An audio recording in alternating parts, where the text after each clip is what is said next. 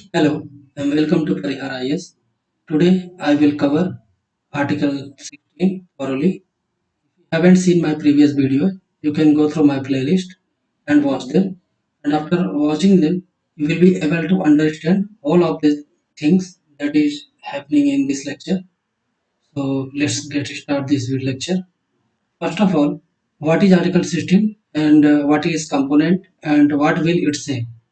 Article 16 जो है, as I said earlier in my previous lecture, I will try to be bilingual in my whole lecture so that both section of people uh, uh, maybe he can speak English or Hindi or not, वो सभी लोग इसको समझ पाएंगे। तो हिंदी और English दोनों में समझाने की कोशिश करूंगा इसको। ठीक, तो आर्टिकल 16 अब हमारे इस सीरीज में जो अगला आर्टिकल है article 16 equality of opportunity in public employment. तो जो आर्टिकल 16 ये कहता है कि किसी भी तरह की अगर सेंट्रल गवर्नमेंट या स्टेट गवर्नमेंट जो भी वैकेंसी निकालेंगी गवर्नमेंट से रिलेटेड, इसमें इक्वालिटी रहेगी। ठीक है, इसमें इक्वालिटी रहेगी और इसमें किसी भी तरह का डिस्क्रिमिनेशन नहीं होगा। अब आप देखिए थॉरली कि क्या कहता है। Article 16 provides for equality of opportunity for all citizens in matters of employment or employment or appointment to any office under the state. No citizen can be discriminated against or be ineligible for any employment or office under the state on grounds of only religion, race, caste, sex, place of birth, descent or residence. Article 16 basically ये कहता है कि जब state government या central government किसी भी तरह की गवर्नमेंट वैकेंसीज निकालेंगी तो उस गवर्नमेंट वैकेंसीज में जो भी टर्म इसमें मेंशन है, जो भी टर्म इसमें मेंशन है, जैसे religion, race, caste, sex, place of birth, descent और रेसिडेंस, इस आधार पर आपके साथ भेदभाव या पक्षपात नहीं कर सकती। फॉर एग्जाम्पल, जैसे अभी कोई गवर्नमेंट का एग्जाम हो, जैसे मान लो IAS का, तो उसमें आपको ये कह के डिनाई या मना नहीं किया जा सकता कि आप एक पर्टिकुलर रिलीजन से आते हैं, आप एक पर्टिकुलर जाति से आते हैं, आप फीमेल हैं या मेल हैं, आपका जन्म किस राज्य में हुआ या किस जगह पर हुआ, या आप किस जगह के रहने वाले हैं। इस आधार पर आपके साथ भेदभाव नहीं कर सकती सरकार या कोई भी गवर्नमेंट, कोई चाहे स्टेट गवर्नमेंट हो या सेंट्रल गवर्नमेंट हो, आप वो एग्जाम दे सकते हैं। लेकिन जितने भी ग्राउंड्स में बता रहा हूँ डिस्क्रिमिनेशन के, स्टेट आपके साथ इन्हीं ग्राउंड्स पे डिस्क्रिमिनेट नहीं कर सकती, but an additional ground is exist on that discrimination can be made. तो आप ये याद रखना, अनदर ग्राउंड्स है जिसके ऊपर आपके साथ डिस्क्रिमिनेशन कर सकती है। For example, if any person go to a university and applied to get admission in post graduation program and university denied him to give admission in their university, उसके बाद क्या होगा। जैसे मान लो कोई व्यक्ति है, वो यूनिवर्सिटी में गया और पोस्ट ग्रेजुएशन के एडमिशन के लिए उसने फॉर्म सबमिट किया एप्लीकेशन को, लेकिन यूनिवर्सिटी ने उसको डिनाई कर दिया। और जो वो इंडिविजुअल है, जो व्यक्ति गया था एडमिशन लेने के लिए, उसने ये माना उसको, या उसने ऐसा सोचा कि उसको जो एडमिशन नहीं मिला है, उसको शायद हो सकता है कि उसका जो धर्म है उस आधार पे नहीं मिला, या उसका जो जाति है उस आधार पे नहीं मिला, या उसका प्लेस ऑफ बर्थ जो है उस आधार पे नहीं मिला, या मेल या फीमेल के आधार पे नहीं मिला, या वो किसी पर्टिकुलर प्लेस से बिलोंग करता है, किसी दूसरे जगह का, इस आधार पे नहीं मिला। तो वो सोच रहा है कि उसका जो आर्टिकल 16 है वायलेट हुआ है, तो सुप्रीम कोर्ट अप्रोच करेगा और सुप्रीम कोर्ट उससे यूनिवर्सिटी से नोटिस जारी करके पूछेगा, ठीक है, कि आपने इनको एडमिशन के लिए क्यों डिनाई किया। तो जो यूनिवर्सिटी है वो रिप्लाई करेगी, yes we have discrimination, we have discriminated against this individual, but not on only this ground which is mentioned on Article 16, religion, race, caste, sex, place of birth, descent or residence, but on an additional ground। University ये कह रहा है कि हमने इस आधार पर discriminate नहीं किया या भेदभाव नहीं किया या इनको एडमिशन डिनाई करने से नहीं किया, हमने इस आधार पे इनको मना किया कि भाई आपको एडमिशन नहीं मिल सकता क्योंकि आप एक सिर्फ मैट्रिकुलेट है, आप सिर्फ क्लास 12 पास हैं, आपको पोस्ट ग्रेजुएट में एडमिशन लेने के लिए आपको पहले ग्रेजुएट होना पड़ेगा। First he has to be a graduate candidate, after that he will be able to apply for post graduate programme in your university. तो ये रिप्लाई होगा उसका। तो एन एडिशनल ग्राउंड एग्जिस्ट करता है, चाहे वो आपकी एज कम हो, किसी कम्पिटिटिव एग्जाम का दे रहे हैं, ठीक है। जैसे मान लो फॉर एग्जांपल यूपीएससी में आपने यूपीएससी का फॉर्म भरा, लेकिन आपको एंटरटेन या कंसीडर नहीं कि यूपीएससी, तो आप जाएंगे बोलेंगे मेरा नाम तो लिस्ट में था ही नहीं। तो भाई इसमें होने के लिए पहले 21 साल की एज होनी चाहिए। अगर आपकी एज जो है 19 साल की है या 18 साल की है, तो फिर आपको वहां से आपका फॉर्म रिजेक्ट हो जाएगा, क्योंकि उसमें जो एलिजिबिलिटी क्राइटेरिया है कि कोई भी व्यक्ति 21 साल कम से कम एज हो, एंट्री लेवल जो एज है 21 ईयर, और ग्रेजुएट होना जरूरी है। It is mandatory in nature, ये अनिवार्य है, आपको होना ही पड़ेगा, तभी आप यूपीएससी का फॉर्म फिलअप कर सकते हैं। Second provision of Article 16 says that there are three exceptions to the general rule of equality of opportunity in public employment. जो सेकंड सेक्शन है, जैसा कि मैंने आपको कहा था, as I said earlier in my previous videos, that absolute right in absolute article or sections, no amendment can be made by authorities, state authorities और central authorities. लेकिन यहाँ पर ये जो है एब्सोल्यूट राइट नहीं है। आर्टिकल 16 एब्सोल्यूट राइट नहीं है, इसका मतलब ये है इसमें सेंट्रल गवर्नमेंट अमेंडमेंट ला सकती है। अमेंडमेंट का मतलब संशोधन, जो अमेंडमेंट का मतलब नहीं जानते, इसमें कोई किसी भी तरह का मॉडिफाई कर सकते हैं। द स्टेट और central government can modify which ever term they want. तो वो जो भी चाहते हैं इसके शब्द को बदल सकते हैं, कर्टेल कर सकते हैं, नलिफाई भी कर सकते हैं पूरी तरह से। तो ये आपको यहाँ ध्यान रखना होगा, ये एब्सोल्यूट राइट नहीं है आर्टिकल 16, ठीक है। अब किस तरह के एक्सेप्शंस होंगे? तो पहला exception, parliament can prescribe residence as a condition for certain employment or appointment in a state or union territory or local authority or other authority। तो इसमें जो पार्लियामेंट है वही फंडामेंटल राइट में कोई भी अमेंडमेंट करना होगा तो सिर्फ पार्लियामेंट ही करेगी। स्टेट लेजिस्लेटिव असेंबली या विधानसभा जो राज्यों की होती है उनके पास ये अधिकार नहीं है, वो इम्पावर्ड नहीं है इसके लिए कि वो अमेंडमेंट लाए या कर दे अपने स्टेट लेजिस्लेटिव असेंबली में। तो स्टेट गवर्नमेंट ने पार्लियामेंट के पास ही अधिकार है कि वही करेगी। सिर्फ अकेले सेंट्रल गवर्नमेंट भी नहीं कर सकती। एक रेजोल्यूशन या नोटिफिकेशन निकाल दिया या गैजेट में पब्लिश कर दिया तो अमेंडमेंट हो गया, ऐसा नहीं होता, पार्लियामेंट करेगी। पहले लोकसभा और राज्यसभा दोनों जो हमारे हाउस है यहाँ से पास होगा, लोअर हाउस और अपर हाउस, उसका प्रेसिडेंट का असेंट मिलेगा, उसके बाद जाके तभी कॉन्स्टिट्यूशनल अमेंडमेंट होगा। और ये जो भी कॉन्स्टिट्यूशनल अमेंडमेंट होते हैं अंडर आर्टिकल 360 एक्ट के अंदर होते हैं। इसमें कई तरह के अमेंडमेंट होते हैं, लेकिन जब हम पढ़ेंगे अमेंडमेंट ऑफ द कॉन्स्टिट्यूशन उस लेक्चर में मैं इसको जो कि एक्सप्लेन करूंगा। In that lecture I will explain what is article 368 and how can central government और any competent executive authority can begin amendment process via article 368। Okay, तो मैं आगे के लेक्चर में एक्सप्लेन करूंगा। अभी आप समझिए आर्टिकल 16 क्या है। ये एम्प्लॉयमेंट की बात करता है। फर्स्ट, अब एम्प्लॉयमेंट की बात करता है तो किस तरह के भेदभाव आपके साथ गवर्नमेंट नहीं कर सकती, सरकार नहीं कर सकती।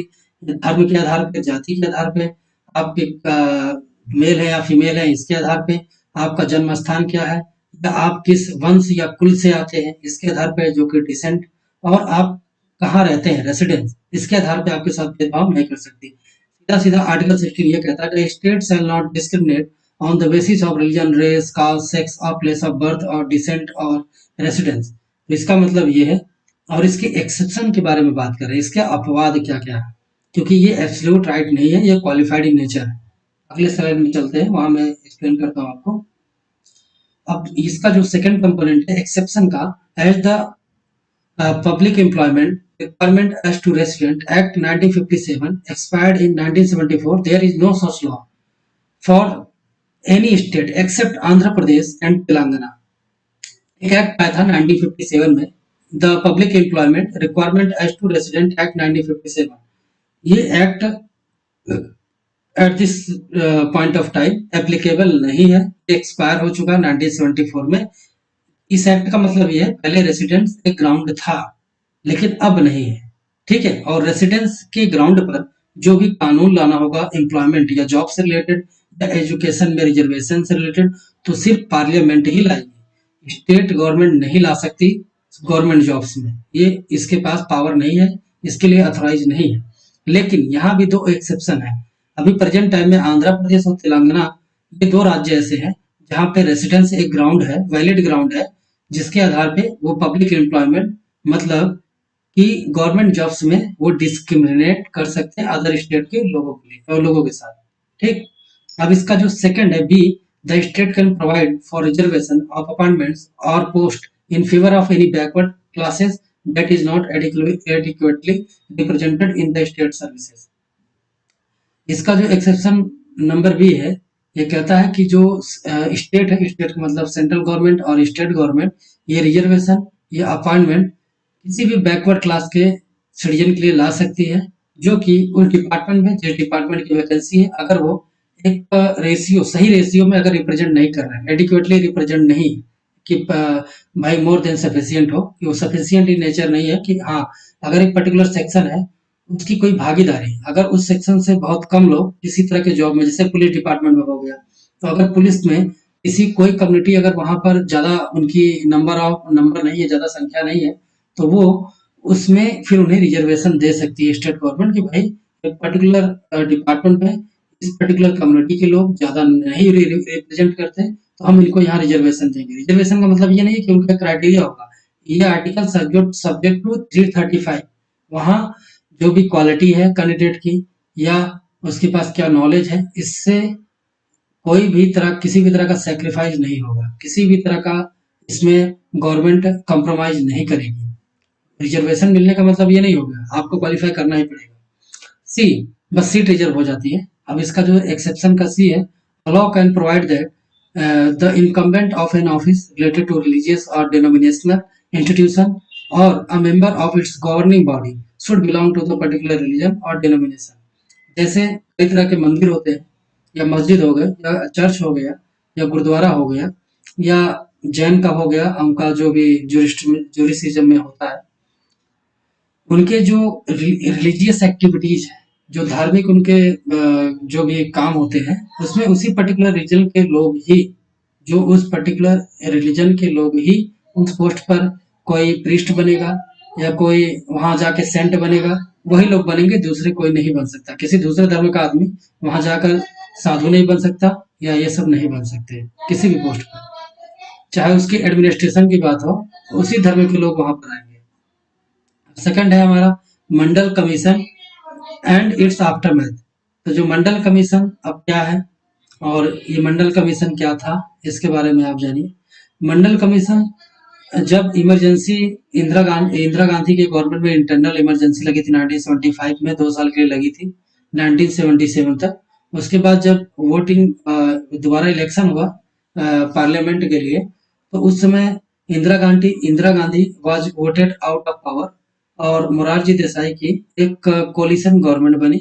और मोरारजी देसाई ने ये सोचा कि भाई हमारे देश में एससी और एसटी के अलावा कितने बैकवर्ड क्लास सिटीजन हैं जो कि सोशली और एजुकेशनली बैकवर्ड हैं, ताकि हम उनको रिजर्वेशन प्रोवाइड कर सके और वो भी हमारी जो आज की सोसाइटी है उसके साथ आ सके, एक प्राइम लेवल पे आ सके, इक्वल लेवल पे।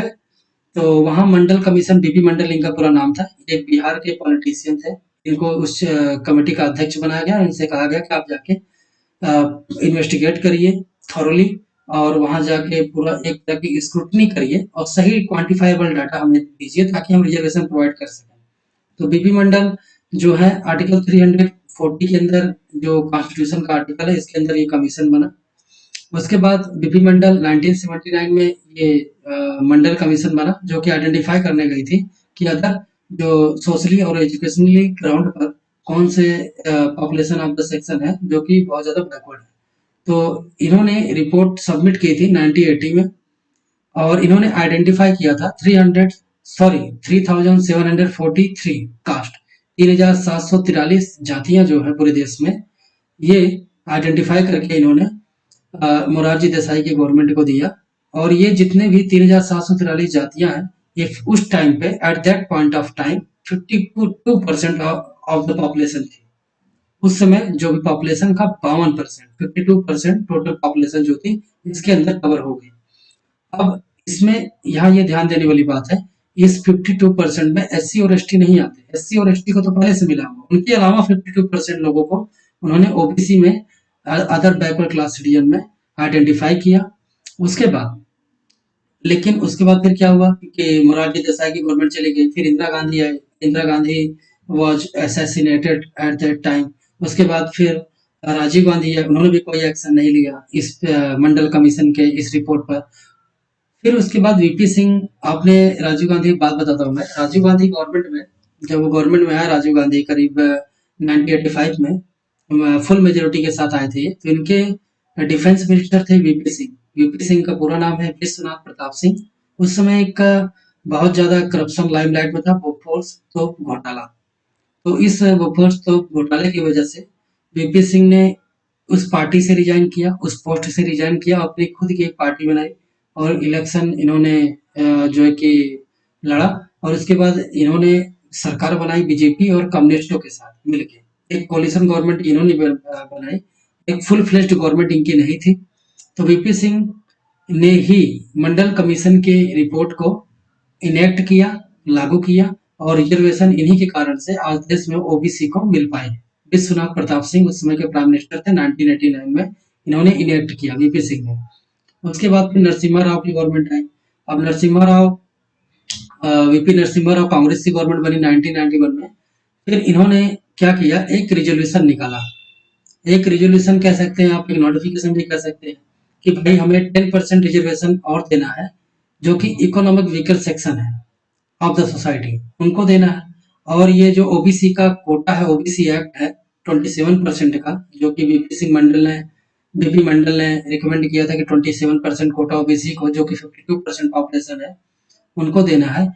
इस पर सुप्रीम कोर्ट में एक पिटीशन फाइल किया गया। एक इंदिरा सोनी का केस है, जो कि मेरा अभी एक लेक्चर आएगा इसके बाद, जो कि पूरा का पूरा रिजर्वेशन के बारे में होगा, जो कि पूरा का पूरा रिजर्वेशन को कवर करेगा। अगर आपको देखना है तो नेक्स्ट लेक्चर देखना, उस लेक्चर में मैं इसको एक्सप्लेन करूंगा कि क्या था क्या नहीं है।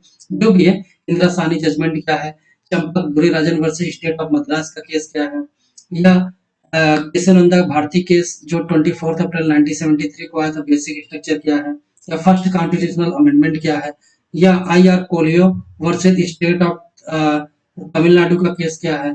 तो ये सारे केस में अभी रिजर्वेशन का जो इसके बाद नेक्स्ट वीडियो अपलोड करूंगा उसमें रहेगा, तो आपको उसमें समझ में आएगा रिजर्वेशन कैसे आया, reservation system in this country how could be able to survive, और कैसे कैसे चला। सारी डिटेल्स, फुल डिटेल आपको मेरे अगले नेक्स्ट वीडियो में मिलेगी, जो कि रिजर्वेशन का रहेगा। अभी आप यहाँ बस इस आर्टिकल से जो रिलेटेड है वही समझिए। सुप्रीम कोर्ट जजमेंट 1992 में आया। उसके बाद यहाँ सुप्रीम कोर्ट का जो जजमेंट था वो ये था, the advance section among the OBC should be excluded from the list of beneficiaries of reservation। इस पर्टिकुलर आर्टिकल का मतलब यह है कि जो ओबीसी है उनके अंदर जो क्रीमी लेयर है, जो कि जिनके पास मतलब कि कुछ क्राइटेरिया होता है, जिसकी एनुअल ग्रॉस इनकम जिसकी 8 लाख से ज्यादा है, तो उनको रिजर्वेशन की सुविधा ओबीसी में नहीं मिलेगी। या किसी के पास कल्टीवेबल लैंड है, एग्रीकल्चर लैंड है, जमीन है जो कि खेती योग्य है, अगर वो करीब 5 एकड़ से ज्यादा है तो उनको नहीं मिलेगी। या कोई किसी व्यक्ति के पास जो ओबीसी से बिलोंग करता है, उसके पास अगर 1000 स्क्वायर फीट से ज्यादा फ्लैट है तो उसको वो क्रीमी लेयर माना जाएगा, उसको रिजर्वेशन नहीं मिलेगी। या किसी म्युनिसिपल एरिया में 100 यार्ड का या नॉन नोटिफाइड म्युनिसिपल एरिया में 200 यार्ड का जमीन है और उससे ज्यादा है, तो आपको reservation under OBC quota will not be able to get reservation under OBC quota और ओबीसी एक्ट, आप रिजर्वेशन में कवर नहीं होंगे। उसके बाद तीसरा सेक्शन है, the total reservation quota should not exceed 50% except in some extraordinary situation.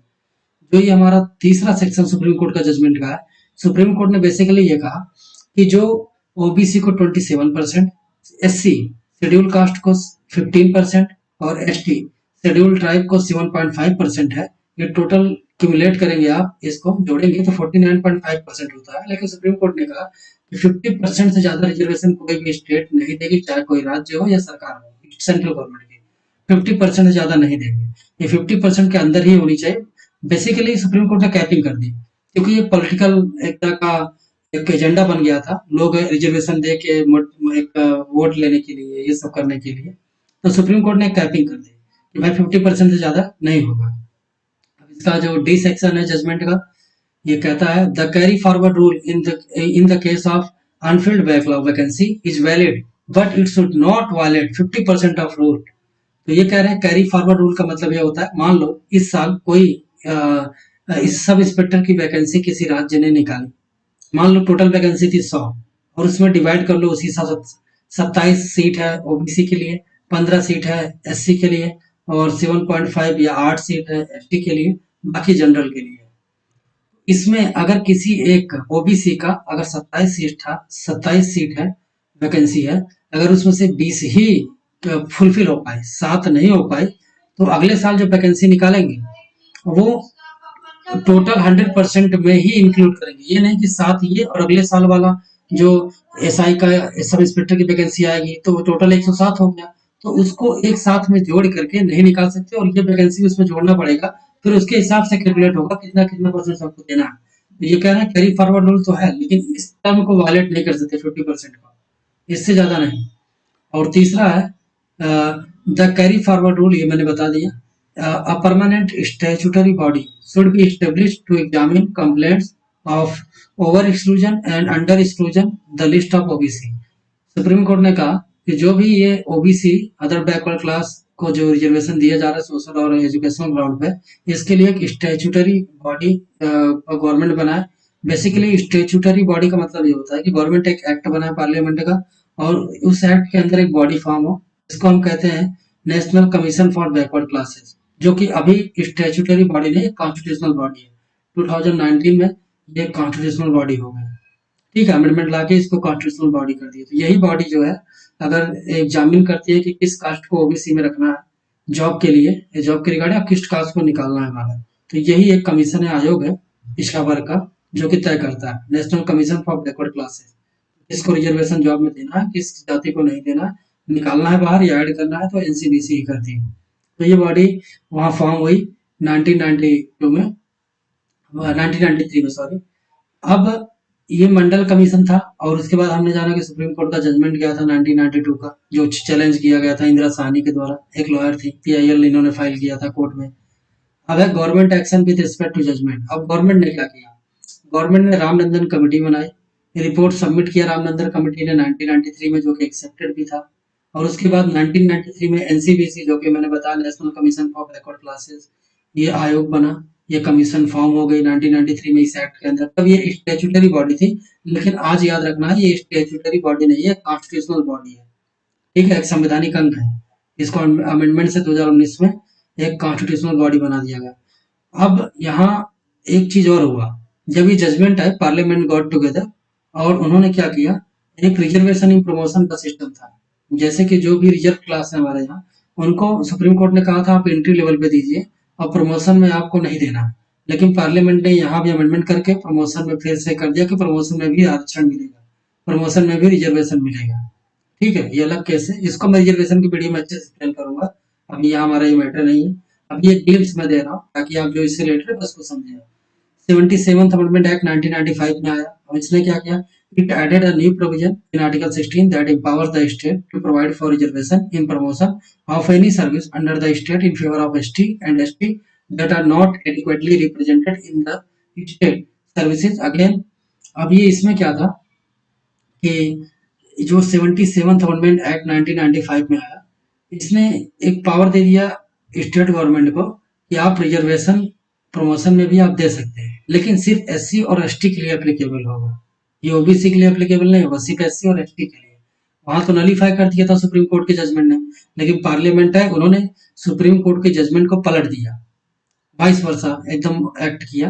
उन्होंने सुप्रीम कोर्ट के जजमेंट के अगेंस्ट जाके एक नया लॉ ला दिया, कॉन्स्टिट्यूशनल अमेंडमेंट, जिसमें उन्होंने एससी और एसटी को जॉब में तो एंट्री लेवल पर रिजर्वेशन है ही, लेकिन प्रमोशन में भी फिर से उन्होंने 1995 में कर दिया।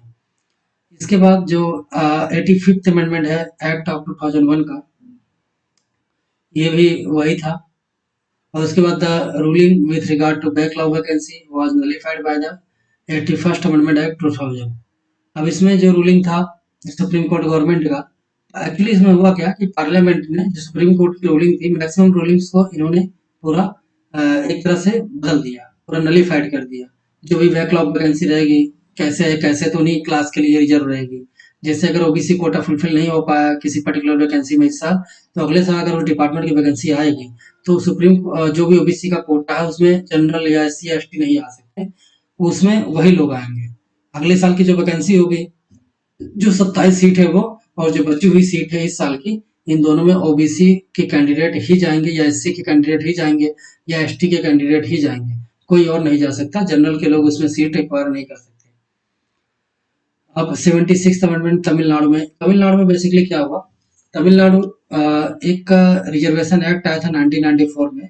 तो इसको तमिलनाडु ने 69% रिजर्वेशन दिया। सबसे ज्यादा रिजर्वेशन अपने राज्य में तमिलनाडु में है, जो कि 69% है। तो अब सुप्रीम कोर्ट की रूलिंग थी क्योंकि 50% से ज्यादा नहीं होना चाहिए, और तमिलनाडु की जो स्टेट गवर्नमेंट है उसने 69% दिया है। तो इसमें 76th अमेंडमेंट ला करके इस एक्ट को 9th शेड्यूल में डाल दिया गया। 9th शेड्यूल वो होता है जिसमें कोई भी एक्ट को जुडिशियल रिव्यू के लिए नहीं आप चैलेंज कर सकते, अगर इस शेड्यूल में डाल दिया गया।